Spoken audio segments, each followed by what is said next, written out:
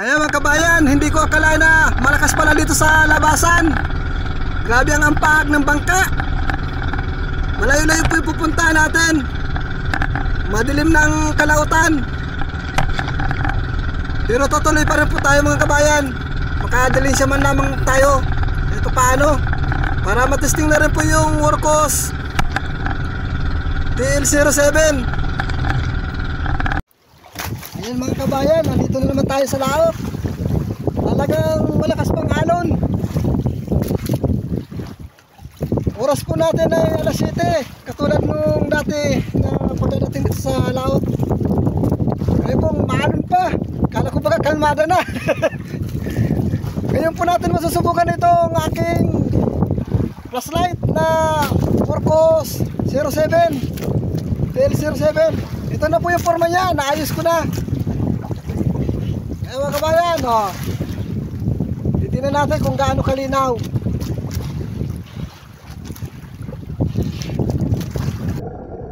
Ayan, nakakita agad tayo ng isang timbungan or manitis. Paktay ka ngayon. Oh, ganda ng pagkano natin mga kabayan. Unang day pa lang, timbungan agad. Ayan, at ito may kasunod agad mga kabayan, isang kulambutan. Ito, sisintrin natin ang utak. Paktay! Ayan mga kabayan, maganda yung pagkatirada natin. Patay agad. Gitik na gitik. Ito mga kabayan, isang talagbago. Wala yung kanyang kaasawa. Paktay ka ngayon, yun. Ayan mga kabayan, napakaayos yung pagkatirada natin. Hindi siya nakapagporma. Ayan ang isang talagbago. Ayan. Ato na, andito pala yung kanyang asawa. Bakit sila? Siguro may tampuhan kaya magkahiwalay. Ayan, paktay ka naman. Ayan, tinamaan naman natin. Kaso hindi maganda yung pagkatirada sa kanya. Hindi natin napuruhan. Ayan mga kabayan, isang talagbago na magkahiwalay sila mag-asawa. Ano daw nangyari sa kanya at nagkahiwalay sila? Oh, ang ganda nito mga kabayan. Pangalawang pagpano natin ng kulambutan. Paktay ka ngayon. Yun lang ang malupit, hindi natin napuruhan. Kaya yung tinta mga kabayan, sayang na sayang. Di bale, dito na lang tayo babawi sa kanyang katawan. Ang Excel po ay umahalaga ng 300 ang bawat kilo. Noong kulambutan na yun mga kabayan. Ito, may pangulam tayo ngayon. Isang alatan. Ayan, kailangan matamaan natin to. Hop, hop, hop, hop, hop. Alap, ilag ka pa ha. Nako, ayan na. Paktay. Grabe ang ilag mo. Sa dulo ko lang pala ng pana ang katapusan mo. Ayan mga kabayan, may pangulam na tayo. Ayan mga kabayan. Uy, maraming maliliit na, ang tawag po natin dyan sa maliliit na isda na ay tabas. Ayan yan, naglalanguyan na yan mga kabayan. Eto, may nasilip agad tayo ng labahitabad. Paktay ka.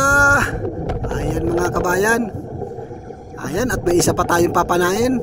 Narito sa may parting kaliwa natin. Ayan. Ayun, dami talagang mga tabas at suga. Paktay ka din. Double ka ngayon. Ayan, tinamaan natin. Pero hindi natin nagawang matamaan sa kanyang patayan itong isa.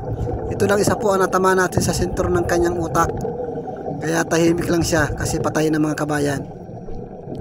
Ayan, unting tiyaga lang kahit malakas ang dagat ngayon mga kabayan. Ala, ito, isang kulambutan na naman mga kabayan. Ayan, parang nakakapag ano na tayo ng kulambutan ngayon dito sa bahurang ito parang lab. Paktay ka. Yun. Ang ganda ng pagkatirala natin mga kabayan. Ngayon po, labasan talaga ng kulambutan pag malalaking alon. Kaso nahihirapan naman po kami pag sobrang lakas na. Ayan, katulad kanina yung biyahe natin, grabe ang lakas nun. Kahit ngayon malakas pa po. Ayan, dito naman tayo. Ayan, isang talagbago mga kabayan. Paktay ka. Ayan, wala yung kanyang kaasawa. Nagsusulo-sulo mga kabayan. Siguro binata ito, naghahanap lang ng majujuwa, kaya gumagala. Ayan, dito naman tayo. Sana magkaroon pa tayo ng maraming mahuli. Ito, may isang kulambutan mga kabayan. Ang ganda ng pagkaporma niya at nagkukulay bato pa. Paktay ka. Namuti mga kabayan. Ayan, ang ganda ng pagkatirada natin. Sana laging ganito para hindi naman masayang ang anta. Ayan naman. Yan, sana mayroon pa ng kulambutan. Yan, dito lang, dandalang. Oh, lobster. Mga kabayan, may isa tayong panagan. Ang tawag po natin dito ay isang talisayin. Dito po sa amin, ganun ang tawag. Mag-1 kilo po ito mga kabayan. Ayan, patatakma ko po sa kasama ko. Yun!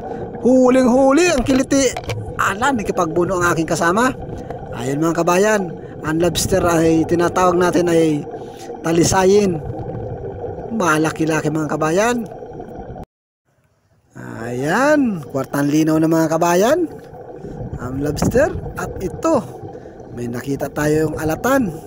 Another pang ulam. Paktay ka ngayon.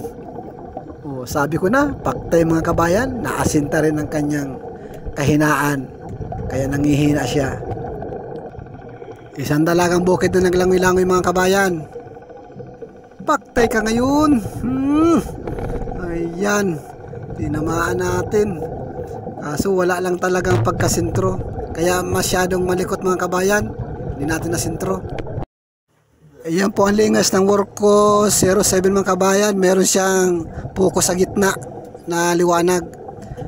Ay, kulambutan mga kabayan. Yun, nasintro ng focus ng liwanag ng flashlight natin ng Worko 07. Paktay ka din. Op, tatakas ka pa ha. Ayan, yan. Yun. Ang ganda na naman ng pagkatirada natin mga kabayan. Walang kahirap-hirap. Ayan, malaki mga kabayan. XL. XL po ito. Ayan mga kabayan, yung kulambutan, pag tumimbang na po siya ng 3 kilo, XL na po yun. At ang kilo po nun, 300 dito sa amin. Eto, may isa. Paktay kang kanuping ka. Ayan, patago-tago ka pa sa butas. Ayan, nabali po ang kanyang tinik, kaya hindi niya maikampay ang kanyang buntot. Ayan, may nakikita naman tayo mga kabayan. Eto, danggit. Ayan mga kabayan, bali 2 danggit po ito. Paktay. Yun, patay mga kabayan. Nakasintur natin. At ito pa po ang kanyang kasamaan. Medyo may distansya nga lang. Paktay ka din. Sama kayong dalawa.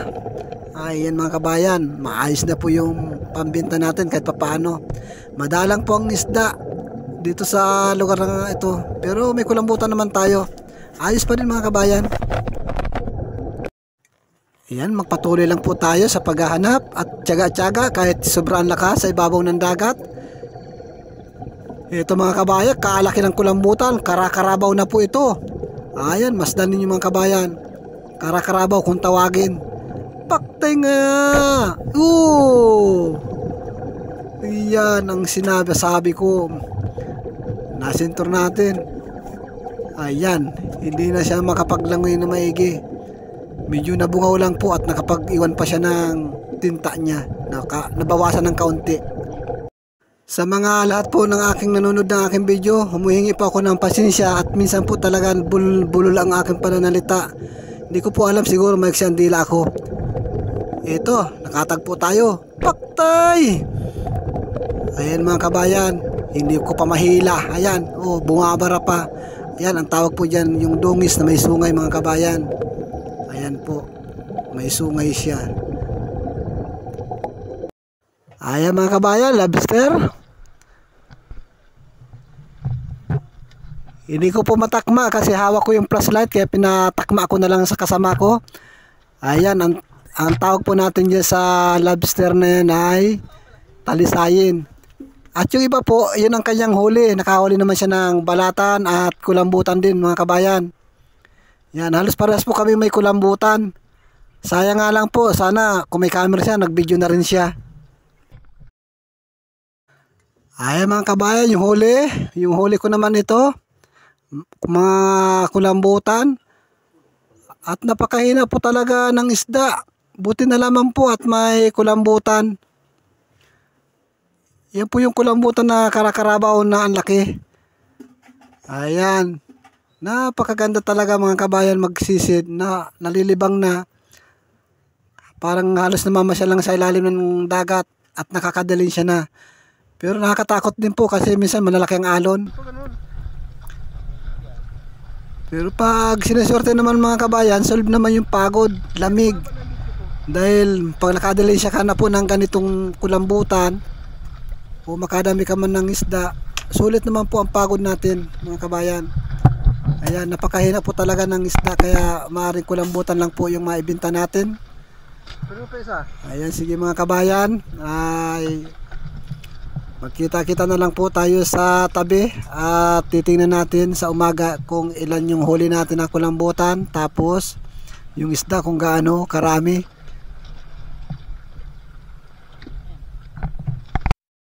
Ito mga kabayan ang kabuuan ng nahuli natin kagabi. At sa kasama ko, ayan po yung kasama ko. Yan. Yan po yung huli niya, yung hawak-hawak niya na kulambutan. At ito naman mga kabayan, yung huli ko na kagabi din na halos bali ano po lahat siguro yan, mga 6 ang nahuli ko.